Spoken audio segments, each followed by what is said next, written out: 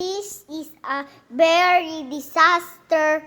Titan is the terror bird will just kick you.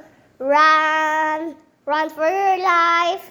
This is so dangerous because they will just bite you. The Titanis will bite you in the skin. The puwet. And then you will die. That's disaster.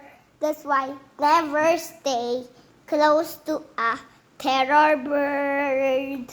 With fence, it can eat. Okay, with fence, it's okay. Because terror birds cannot pass to you if there's fence. If without fence, that's so dangerous. They will bite you in the skin.